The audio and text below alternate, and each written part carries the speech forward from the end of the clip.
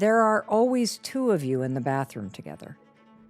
There's you, and there is a human being in the mirror, a person who needs you, a person who has been waiting for you to wake up and realize they are there, and they need you to see them and to hear them and to love them and to support them.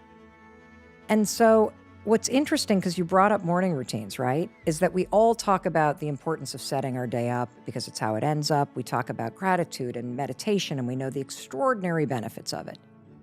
But I don't think anybody has truly amplified the fact that there is this dirty habit that we all have every single morning that is a part of your morning routine, unless you have weeded this out. And it is a habit of either ignoring yourself or beating the heck out of yourself every single morning in the mirror.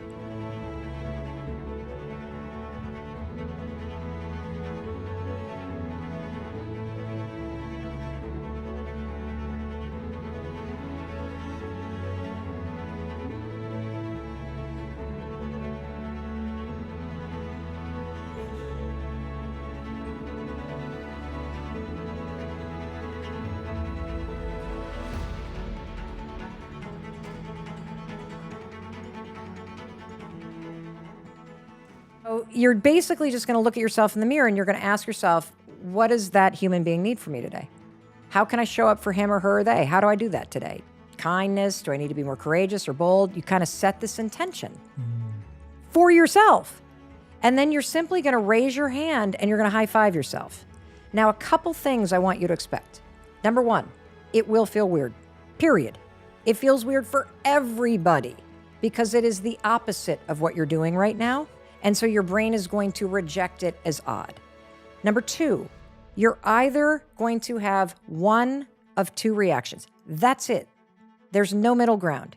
You will either have a very profound positive experience where you're going to laugh, probably because it kind of feels good and it's kind of silly, or you're going to burst into tears in a positive way because it's a release that you have finally woken up and started supporting yourself. You just got it. And that's where the tears come from. But more likely, you will feel resistance. And the resistance is the dust on the mirror. Every single morning, Jay, we bring with us our entire past. Whatever's been done to you, whether it's trauma or discrimination or abuse or neglect or abandonment, it is standing between you and the mirror. It's the dust. And you see that dust and you say, that means that I am not worthy, I am not lovable. So you see a human being that's distorted and you say to yourself, because of what's happened, I don't deserve a high five. Or if you're a human being, you've done a ton of stuff that you regret.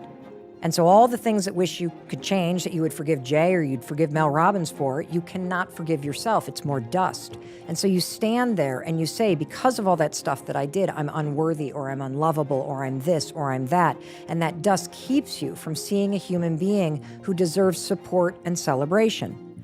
Or another form of the dust, which is the resistance, is that you actually believe that you do not deserve to be celebrated or supported unless you have the bank account or the number on the scale or you drive in the car or live in the neighborhood or your hair is less kinky or you're this or you're that.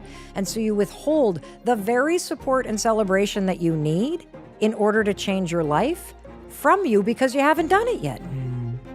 That's where the resistance comes from. And so I'm here to say you got to try this for 5 days because it's going to feel weird. You're going to resist it. And as you repeat this every day, just 5 days, dear God, give me 5 days of doing this, you will override the critic and you will reprogram your mind to associate belief, love, encouragement, support, resilience with your own reflection. This is why I don't even see myself in terms of a body anymore. I see a human being that I love, that I support, just like I would a friend or a child that I love unconditionally. It's mind-blowing.